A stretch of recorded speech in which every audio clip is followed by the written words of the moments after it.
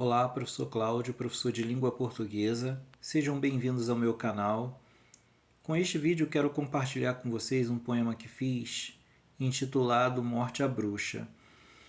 Quero deixar bem claro que se trata inteiramente de ficção e alguns fatos trabalhados neste poema são preconceitos que nós temos a respeito da Idade Média. Então, para não ficar muito extenso este vídeo, vamos à leitura do poema. Morte à Bruxa. Cada um tem máquinas do tempo dentro e fora de si. Num tempo em que o tempo se modula, por meio do terrível som das espadas, em grande confusão que se notava, toda a gente gritava: Morte à bruxa!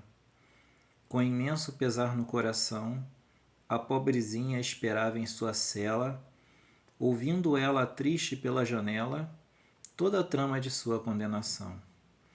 Arrastando-a pelos loiros cabelos, escrevendo em sua fronte maldita, com a autoridade papal nos selos, para a moça a sentença foi escrita. Os padres a levaram para o tronco, prendendo-a em meia grande palha, para uma chama que arderia sem falha. A chama chegaria até seu ombro. O executor, com bastante atenção, algo bem normal nesses ritos, ouvia ainda do povo os fortes gritos que exigiam rápida condenação.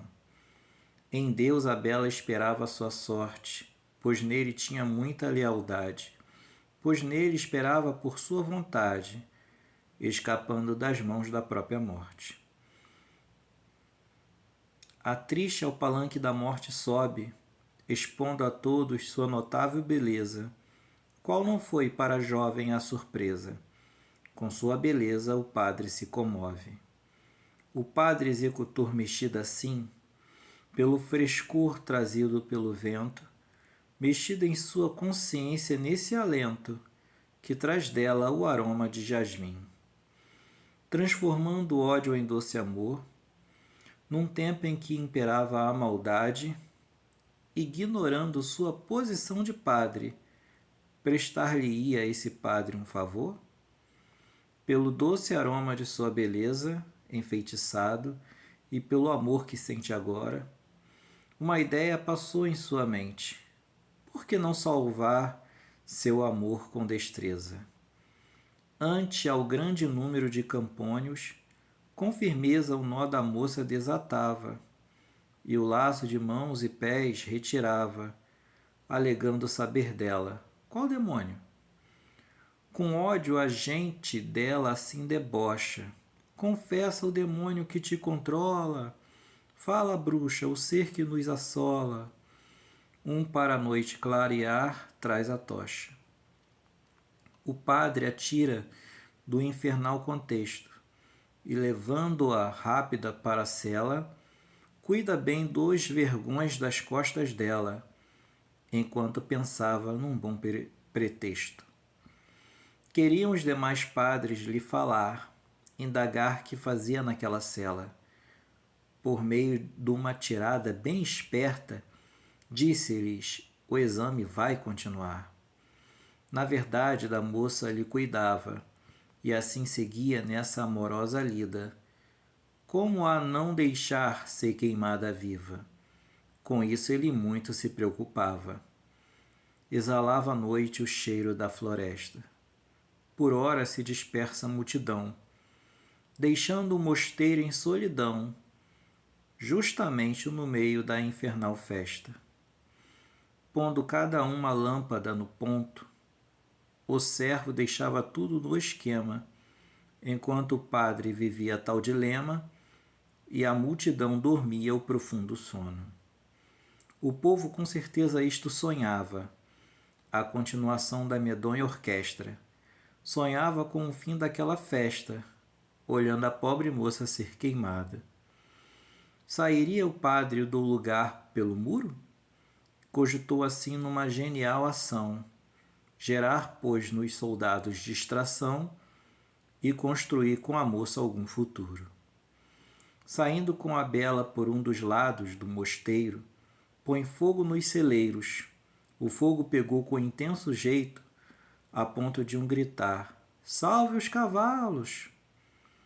Por meio dessa terrível distração, puxando forte pela mão a sua bela, alcançam desse mosteiro o portão e atingem a vastidão da floresta. Inspirado por esse rosto lindo, à medida que a mata penetrava, seu louco amor por ela aumentava, não ligando para o que lhe era vindo. O fato chega à ciência do que rege o mosteiro e expõe a grave sentença. Sem mesmo qualquer tipo de detença, proclamava morte à bruxa e ao herege. Enquanto a plebe imensa os procurava, ambos viviam nesse intenso drama, chegando os dois a uma certa cabana, a qual ficava bem no meio do nada. Neste ponto, após si fecham a porta. Logo ele lhe falava ao coração, e com jeitinho pedia-lhe perdão, por agir com cautela e com demora. A moça olha-o, ainda com muita dor, nos olhos do que ajudou em sua sorte, livrando-a daquela horrível morte, a querer corresponder-lhe gentil amor. Ao padre ainda tantas coisas tantas, naquela casa isolada e escura, no meio da mata, e a ele isso jura, com o outro jamais fiz qualquer aliança. Porque todos possuíam ódio dela, a ponto de lhe darem forte surra, ao mesmo tempo chamando-a de bruxa, só por farmaceutear qualquer erva? Se os clérigos medievos a vacina vissem, sem levar em conta o lado ético, na fogueira queimaria qualquer médico, juntamente com toda a medicina. Com fome assam 2 caças para a janta. Porém, no tempo de 2 manhãs, a turba os achou através de 2 cães, pelo ausente odor de bruxa na estampa. Os cães denunciaram os amantes. Considerou-se pegá-los só à noite, com pedras, lanças, espadas e foices, para não tivessem nenhuma chance. Mas a fragrância que dela exalava, de bruxa, daria a ele visões do futuro, mesmo naquele ambiente bem escuro? Cada visão do futuro o intrigava. Vê uma certa tecnologia impensável e vê-se manipular tal engenho. Com dedicação e grande empenho, não entendia ainda tal visão admirável. Via prédios e instrumentos admiráveis, roupas que o melhor alfaiate corta, mas a turba, ao tentar forçar a porta, cessaram-lhe as visões dessas variáveis. Puxa o punhal que trazia com muito jeito. O padre quis preservar sua riqueza, maior do que o dinheiro e a natureza. Ela impediu sua ação, dando-lhe um beijo. A turba cada vez mais a porta forçava, e a aflição do momento aumentava por causa desse intento. A porta cai e a moça tomba morta. O beijo nesse quadro turbulento fez-lhe a vista ficar embaçada. Quando tentaram a cruel estocada, o padre esvaiu-se daquele momento. Acordado o clérigo numa sala estranha, lembrou-se de tudo e, ficando por uns instantes mudo, lembrou-se do que fizeram a sua amada. Viu diante de si o engenhoso invento, que em visão na mente lhe passara. Por um defeito nele não lembrara do intento de ser um viajor do tempo. Daquele dia passado então voltara, pois assim a máquina estava calibrada, mas por uma programação errada, somente do futuro não lembrara. Ao chegar àquele lugar de então, esquecendo a futura identidade, os padres o acolheram com integridade, recebendo-o como a um genuíno irmão. Chegando a um lugar de Portugal, apareceu bem no meio de um celeiro. O tal lugar pertencia ao mosteiro, um mosteiro do tempo medieval.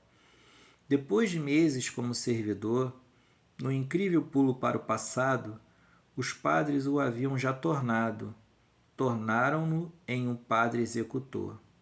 No dia exato de certa execução, com toda a preparação que isso gera, quando lhe trouxeram aquela bela, subiu-lhe ao peito uma forte comoção. Ali o padre vê a bela bem atento, que linda ao palanque da morte sobe, e com sua beleza o padre se comove, indagando se faria tal evento. As lembranças que tinham não eram as visões que ele possuía do futuro. Não via, assim, nada além daquele muro. Tal peça as lembranças lhe fizeram. Não queria ele reviver essa dor. Não podia, porém, lá deixá-la morta. Sem ela, explodiria ele em supernova. Sua volta agora era de eterno amor. Jornada rumo ao medieval passado. Construir não o futuro, mas o presente, com a moça, e com ela viver contente, e do passado trazê-la ao seu lado. Calcula, a fim de lá não deixá-la morta, a máquina calibra novamente. As luzes dela acendem de repente. O paradeiro seria aquela porta. Chegando ele em instantes à cabana, vê o padre que não foram à toa seus cálculos, feitos para 2 pessoas. Com eles evitaria aquele drama.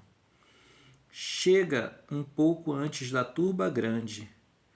Para não cruzar, pois, com seu outro eu, escondeu-se então do outro Prometeu.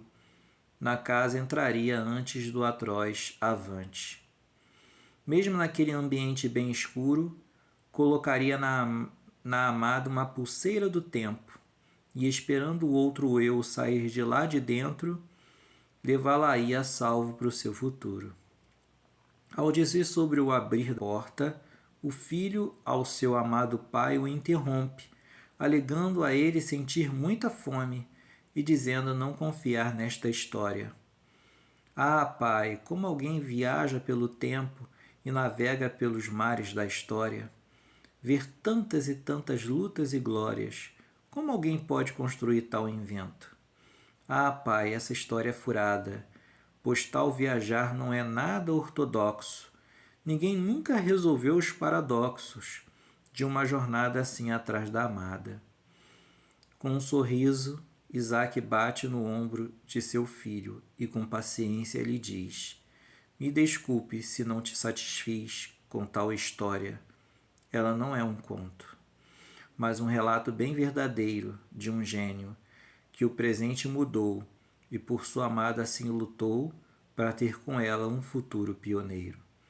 Mas para alguns fatos a tua atenção chamo. Você sabe qual disciplina que uso no dia a dia na oficina e usada dia a dia para qualquer ação? Não notou ainda o encanto lisonjeiro de sua mãe, que conquista o coração e nos lança para uma doida intenção de querer ganhá-la com o mundo inteiro? Nunca observou aquele escondido engenho, escondido em um dos cantos da oficina, e que com ele mudei a minha sina e o passado de sua mãe com empenho? Fui atrás daquela que me deu perdão, daquela com a face muito linda, daquela que mudou a minha sina, da que é a engenheira do meu coração. De que mulher você acha que nasceu? Certamente daquela de quem fui atrás, de quem minha alma agora se compraz. O padre dessa história era eu. Nova Iguaçu, 11 de maio de 2022. Muito obrigado por vocês me acompanharem até aqui e até a próxima, assim querendo Deus.